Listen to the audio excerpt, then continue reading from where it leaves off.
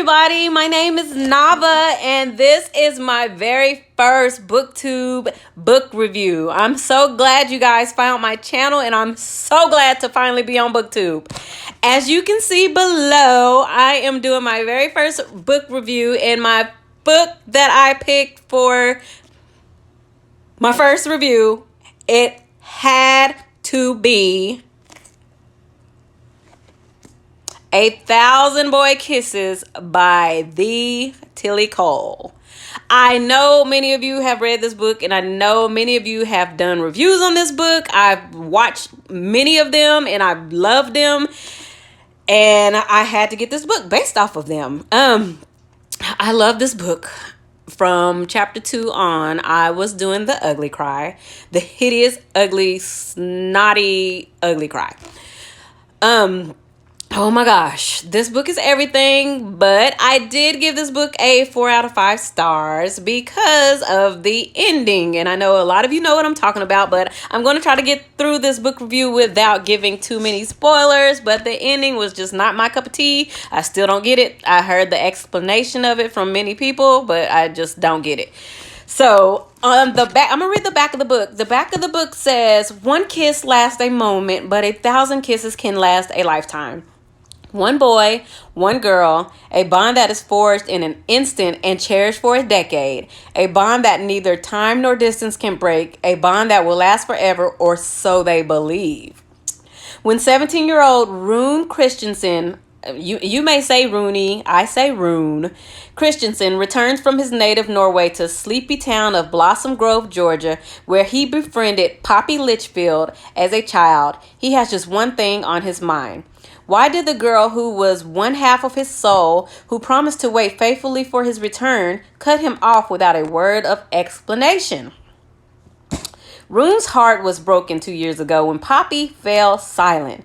When he discovers the truth, he finds that the greatest heartache is yet to come. And oh my God, guys, okay. So I love books that make me cry, like ugly cry. And this book made me ugly cry. And so if you can recommend any books that make you cry, put them down below in the comments. Okay. So it's been months since I've read this book. So I did take some notes so that I still can't remember everything, but I did take some notes. And I don't want to spoil anything for you. So, Poppy, as we just know, is Poppy and Rune. Poppy is a 5-year-old little girl, and Rune is 5'2". He has to move to Georgia when his dad's job makes him relocate.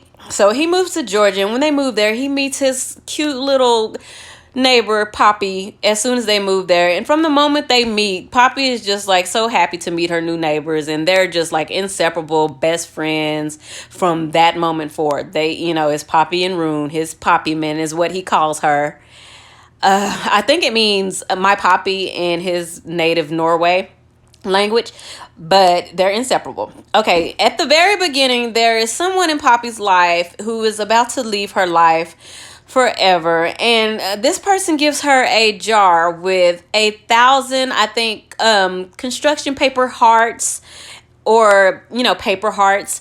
And the jar, Poppy is supposed to write on these blank hearts every time she kisses a boy that just makes her heart feel so special that it feels like it's going to explode. She has to write on the heart what was going on in that moment, like where she was and stuff like that. So this person gives her the jar, and shortly after they give her the jar, they leave her life. I don't want to say how they left her life, but many other reviews have said it. Okay, fast forward 10 years. Poppy and Rune are now in high school and dating, and Rune is the good-looking, hot, like foreign Norwegian high school bad boy that all the girls want, but they can't have because Rune only has eyes for Poppy. He's so in love with Poppy, and she's all he sees. And Poppy is kind of like the weird, quirky, I wouldn't say she's nerdy, but she's kind of different. She's quirky, and she loves classical music. I can't remember if she plays the piano or like a harp, but she's really good at what she does. And she dreams of like playing in the Philharmonic one day, and just, she likes that type of music. So, Oh God, I hate this part. Like, okay, so Rune's dad has to move back to Norway with his job, and but his parents don't tell him until like the day before or 2 days. I think it's like a day before they have to go back. They don't tell him because they know that he and Poppy have like this relationship like that is unbreakable, and they know that Rune is going to be so upset with them when they tell him. So they tell him like the day before. So if he does get mad, there's nothing he can do about it anyway. He has to go. I thought that was just like horrible of them to do. So Rune, like as to be expected, he's devastated, and he has to tell the love of his life, his 17-year-old life, Poppy, that he has to leave her again, and she is just heartbroken, of course. So, oh gosh, guys, you like my Bantu knots. So anyway, so he has to leave. I'm looking down at my notes, so if I look crazy, just excuse me. Rune moves back to Norway, and him and Poppy keep in touch for like the next 2 months.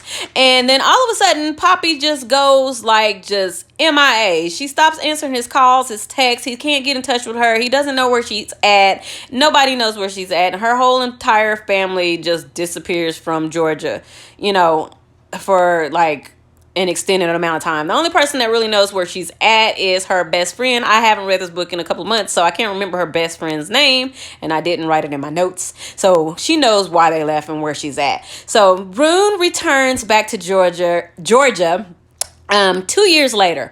And unbeknownst to him, Poppy returned 2 weeks before he did. So Poppy is there. So when his family returns, Poppy is like, she sees him from out of her window. She sees Rune at his house looking over, just standing outside of his house, and he just so beautiful to her. Like, he even looks better than what he did when he left.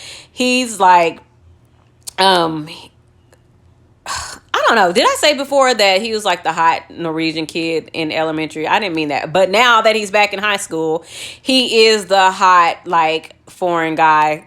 He wasn't hot back in elementary if I said that. But now he's in high school. He's the hot foreign guy that everybody wants. And he's taller. He's more muscular. He has long blonde hair and blue eyes because he's like her Norwegian.